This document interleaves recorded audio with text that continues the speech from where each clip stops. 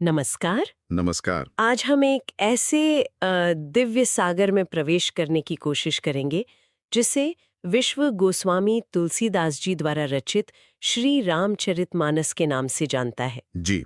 और ये एक ऐसा ग्रंथ है जो सिर्फ श्री राम की कथा नहीं कहता बल्कि हमें जीवन जीने का एक तरीका सिखाता है। बिल्कुल।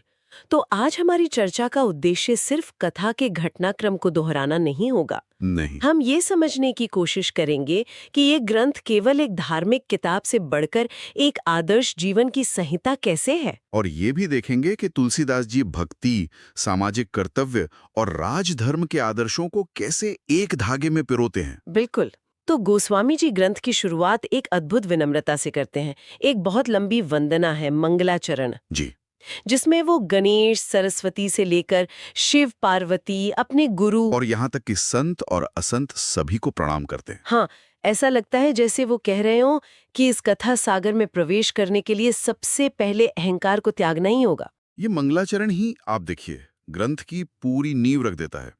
वो श्रद्धा और विश्वास के साक्षात स्वरूप शिव पार्वती की वंदना करते हुए कहते हैं, भवानी शंकरो वंदे श्रद्धा विश्वासरूपिणो याज्ञाम विना न पश्यन्ति सिद्धा स्वांतस्तमीश्वरम। मतलब श्रद्धा और विश्वास के बिना तो सिद्ध पुरुष भी अपने भीतर बैठे ईश्वर को नहीं देख सकते हैं। तो ये पहली शर्त है, इस कथा को समझने के लिए तर्क से ज्यादा श्रद्धा चाहिए। बिल्कुल। और श्रद्धा के बाद जो दूसरी सबसे बड़ी जरूरत है वो है गुरु की कृपा। गुरु की महिमा तो भारत की हर आध्यात्मिक परंपरा में है, पर मानस में गुरु की संकल्पना में क्या कुछ खास है?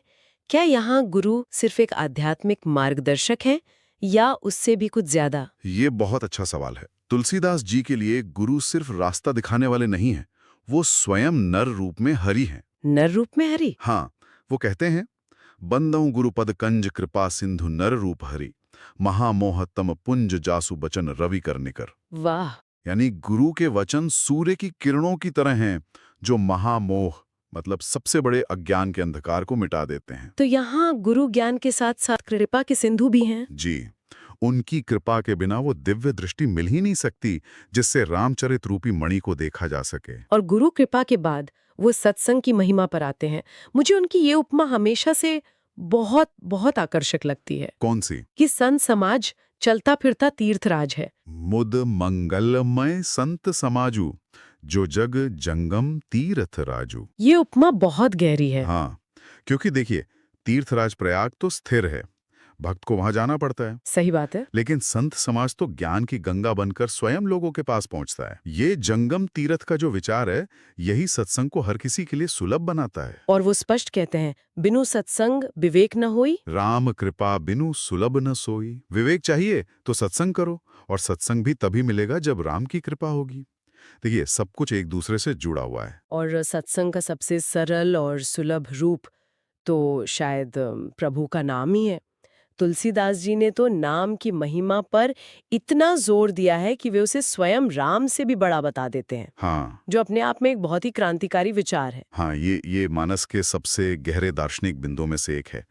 वो कहते हैं कि राम ने तो कुछ ही भक्तों का उद्धार किया, जैसे अहिल्या, शबरी, जटायु, हम्म। लेकिन राम नाम ने अनगिनत दुष्टों की बुद्धि को सुधारा है। हम्म। और इसका सबसे बड़ा प्रमाण वो देते हैं वाल्मीकि जी का। जी, कि उल्टा नाम मरा मरा जप कर वाल्मीकि जी ब्रह्म समान हो गए। उल्टा नामु जपथ जगु जाना, वाल्मीकि भये ब्रह्म समाना। अच्छा, तो नाम को राम से बड़ा बताने के पीछे उनका मुख्य उद्देश्य क्या था? यहाँ तुलसीदास जी एक बहुत बड़ा दार्शनिक बिंदु स्थापित कर रहे हैं।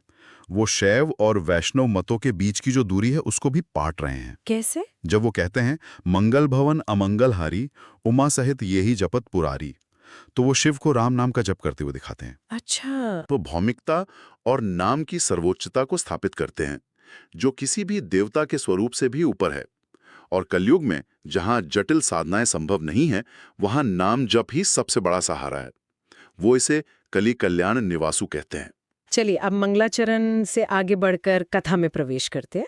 हम सब जानते हैं कि राम के अवतार का कारण राक्षसों का अत्याचार बताया गया है, पर इसमें वो कौन सी बारीकियां हैं जिन पर हमें ध्यान देना चाहिए? बारीकी ये है कि भगवान का अवतार केवल दुष्टों के नाश के लिए नहीं बल्कि भक्तों को आनंद देने के लिए होता है।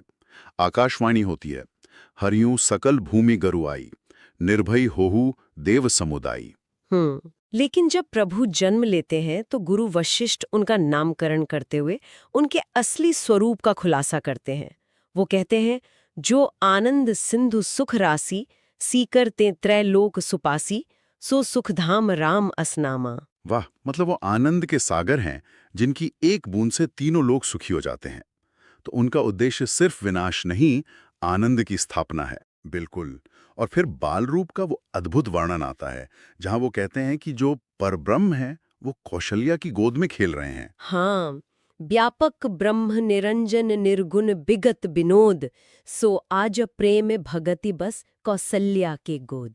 ये तो जैसे ज्ञान मार्ग और भक्ति मार्ग के द्वंद्व का एक बहुत खूबसूरत समाधान है। एकदम। ये भक्ति की शक्ति की पराकाष्ठा है।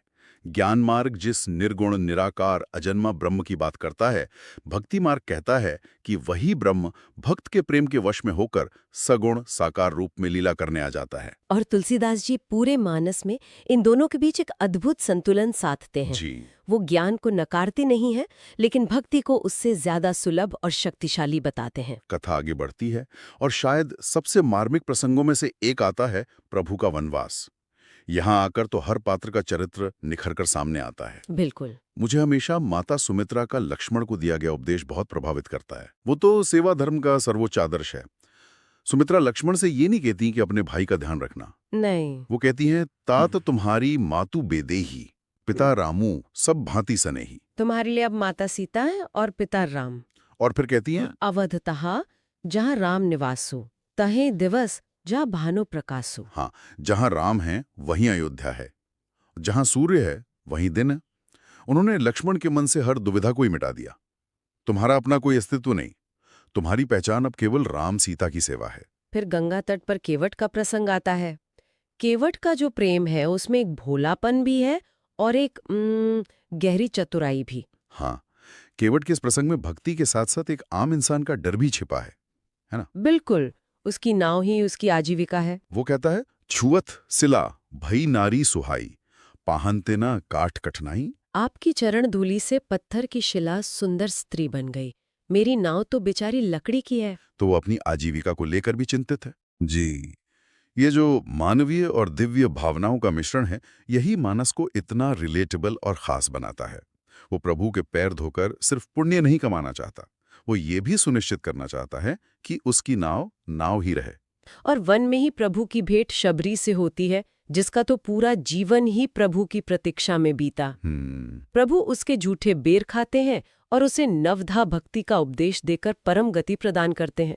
यहाँ नवधा भक्ति का उल्लेख आता है, पर कई लोग शायद इसके बारे में विस्तार से ना जानते हो।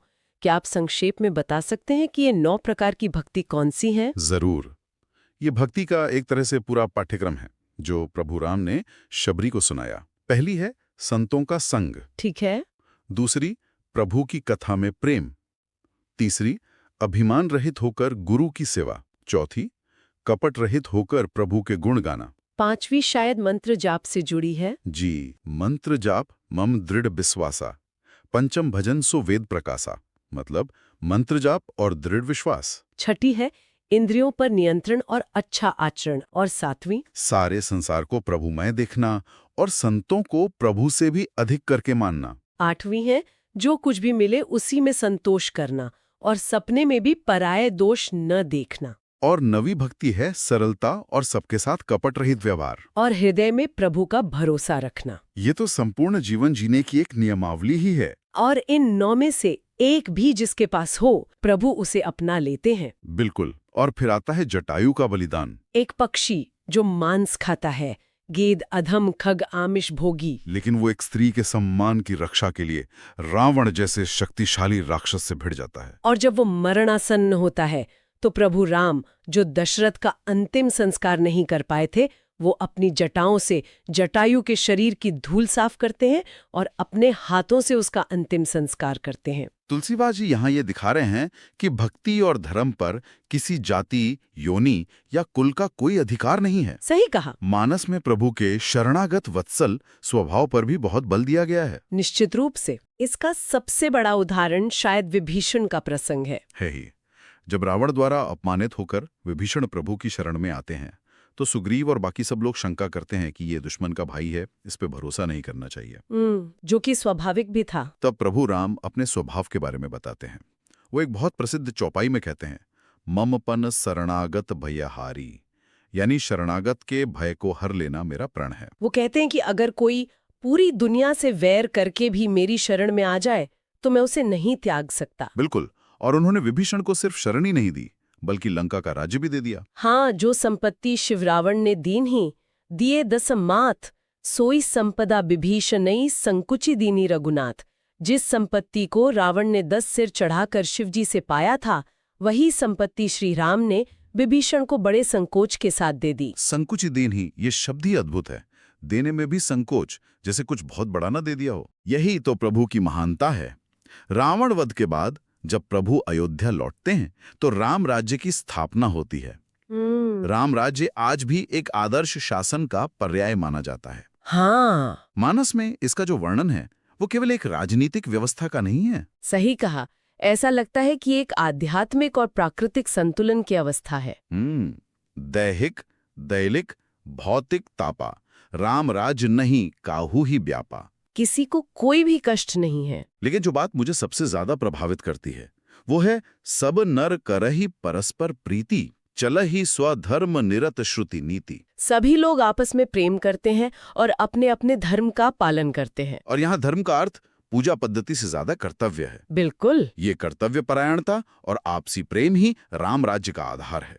यहाँ तक कि प्रकृति भी पूरी तरह से अनुकूल है। मांगे बारिद दे ही जल रामचंद्र के राज। हाँ, बादल भी मांगने पर ठीक उतनी ही वर्षा करते हैं जितनी जरूरत हो।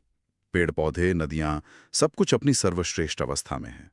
ये दिखाता है कि जब शासक धर्म पर चलता है तो सिर्फ प्रजा ही नहीं, प्रकृति भी खुशहाल रहती है। ये आज के दौर के लिए तो बहुत बड़ा संदेश है। बहुत बड़ा। ग्रंथ के अंत में इतनी महान कथा कहने के बाद गोस्वामी तुलसीदास जी वापस अपनी विनम्रता पर लौट आते हैं। जी। वो प्रभु से अपने लिए प्रार्थना करते हैं। और वो प्रार्थना भी कितनी असाधारण है।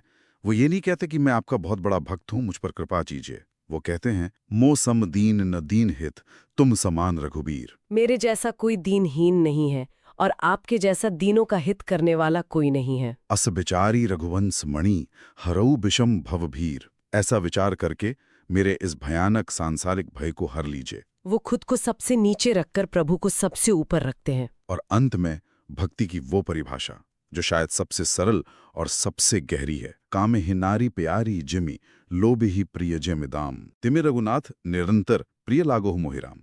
अद्भुत। अद्भुत। जैसे कामी पुरुष को स्त्री और लोभी को धन प्रिय होता है, वैसी ही आसक्ति, वैसी ही लगन, वैसा ही प्रेम मुझे आपसे हो जाए हे राम। यहाँ भक्ति कोई मांग नहीं है, कोई सौदा नहीं है। नहीं, भक्ति स्वयं एक रिश्ता है, एक ऐसा लगाव है जिसके बिना रहा न जा सके। अपनी सारी इच्छाओं, सारी कामनाओं की दिशा बदलकर प्रभु की ओर मोड़ देना ही भक्ति का सार है। श्री रामचरितमानस की ये कथा सिर्फ एक महाकाव्य नहीं, ये एक ऐसा दर्पण है जिसमें हर पीढ़ी अपना अक्स देख सकती है और जीवन के हर पहलू के लिए मार्गदर्शन पा सकती है। ये कलयुग के समस्त पापों का नाश करने वाली है, ऐसा तुलसीदास जी का विश्वास है। और जो भी इसे श्रद्धा से सुनता है या गाता है, उसके हृदय में श्री राम के चरणों में दृढ़ भक्ति उत्पन्न होती है। यही इस ग्रंथ का परम उद्देश्य और फल है। ये वीडियो देखने के लिए धन्यवाद।